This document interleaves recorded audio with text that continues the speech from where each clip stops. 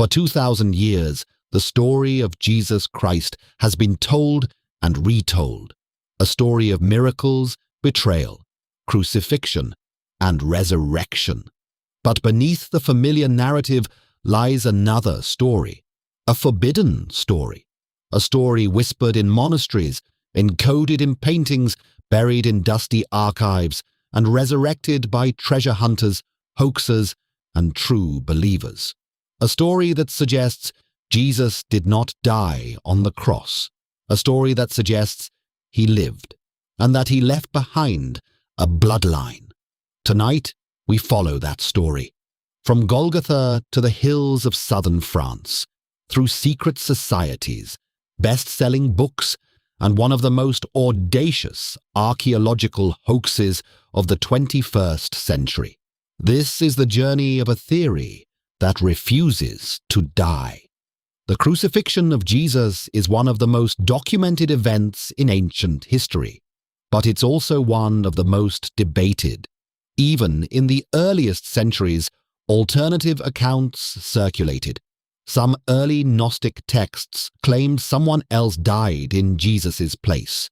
Islamic tradition holds that Jesus was taken up alive.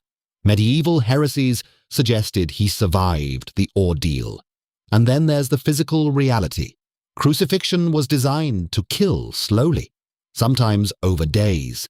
Jesus was on the cross for only a few hours. Pontius Pilate was surprised he died so quickly, and the Roman soldiers did not break his legs, the usual method to ensure death. Some researchers point to the sponge soaked in vinegar, possibly a numbing agent. Others note the blood and water described as flowing from his side, a detail some medical historians interpret as evidence of life, not death. But the most explosive part of the theory isn't that Jesus survived. It's what happened next. Mary Magdalene appears in the Gospels more than most of the apostles. She travels with Jesus, funds his ministry, stands at the cross when others flee, and is the first to witness the resurrection. Some early Christian sects called her the apostle to the apostles. Some Gnostic texts portray her as Jesus' closest confidant. And in one controversial passage from the Gospel of Philip, she is described as someone Jesus loved more than the other disciples. Some scholars argue this language implies marriage. Others dismiss it. But the bloodline theory claims something far more radical, that Mary Magdalene was pregnant, that after the crucifixion, or the escape, she fled across the Mediterranean, and that she landed in the south of France, carrying with her the unborn child of Jesus. This is where the story shifts from ancient speculation to modern mystery. Perched on a rocky hill in the Languedoc region sits Rennes le Château, a village so small you could walk through it in minutes. But in the late 1800s, its priest, Béranger Saunière, suddenly became richer than the entire town combined. He renovated the church with bizarre, almost taunting symbolism. A statue of a demon named Asmodeus holding holy water. A Latin inscription reading, "This place is terrible." Stations of the cross depicting scenes that don't match scripture. A tower he named Tour Magdala. Magdala, as in Mary Magdalene. He built gardens, libraries, and lavish structures no rural priest could afford. Where did the money come from? Theories exploded. He found buried treasure. He discovered explosive documents. He blackmailed the church. He uncovered proof of a bloodline. Saunière took the secret to his grave. But the legend of Rennes le Château was just beginning. In the 1960s, a series of mysterious documents appeared in the French National Library, the Dossiers Secrets. They described a secret society called the Priory of Sion, supposedly founded in 1099 to protect the descendants of Jesus and Mary Magdalene. The documents listed its grand masters, Leonardo da Vinci, Isaac Newton, Victor Hugo, and finally, Pierre Plantard, a Frenchman with a talent for myth-making. Plantard claimed he was the rightful heir to the Merovingian kings, and therefore a descendant of Jesus Christ. But in the 1990s, under legal pressure, Plantard confessed he forged the documents. He invented the priory's history. He fabricated the lineage. Yet the damage was done.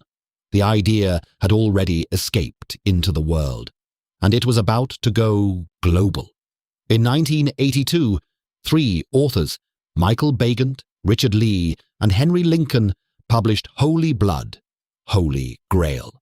It was part history, part speculation, part conspiracy theory.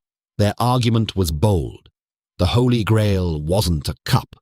It was a bloodline. Mary Magdalene carried Jesus' child to France. Their descendants became the Merovingian dynasty. The Priory of Sion protected this secret for centuries. The book didn't claim certainty. It presented a hypothesis. But it was a hypothesis wrapped in enough historical detail to feel plausible. It became a bestseller. It became a cultural phenomenon. And it became the foundation for the next seismic event.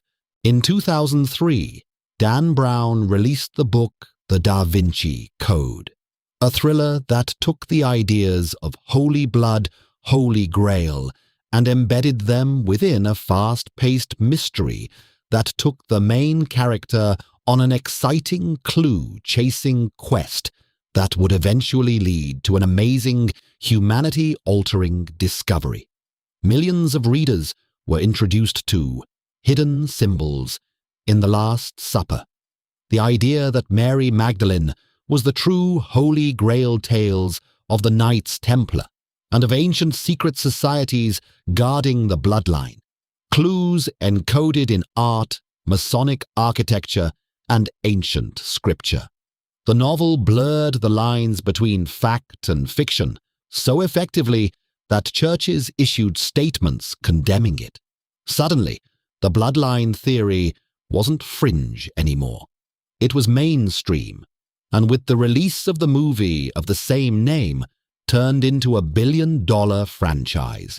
And while the world debated Leonardo da Vinci's brushstrokes, a new discovery emerged, one that claimed to offer physical proof.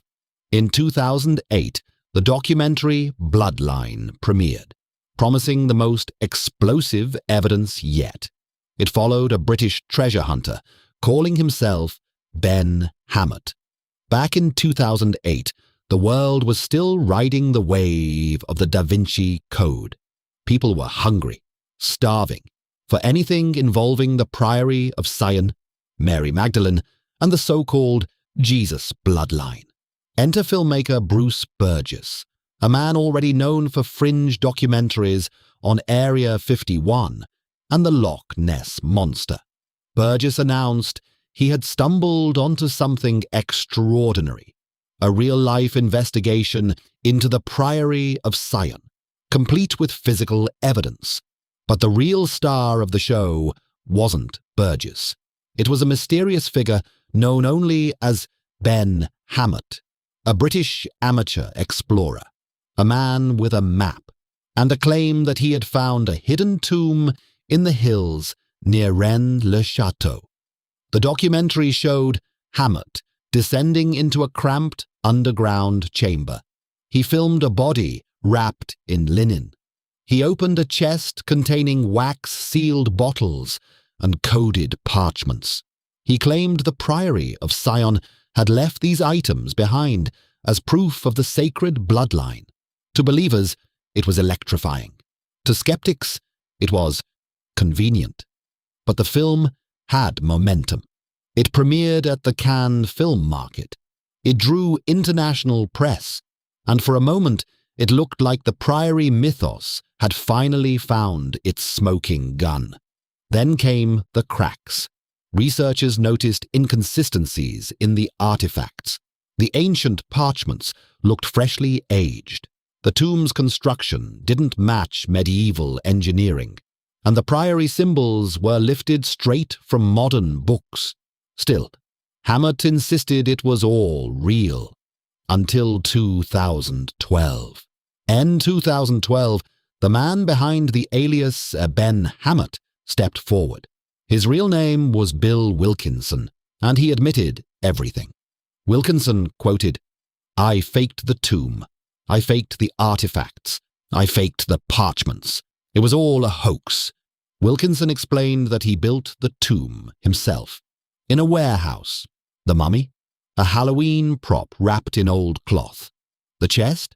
Handcrafted and artificially aged. The parchments?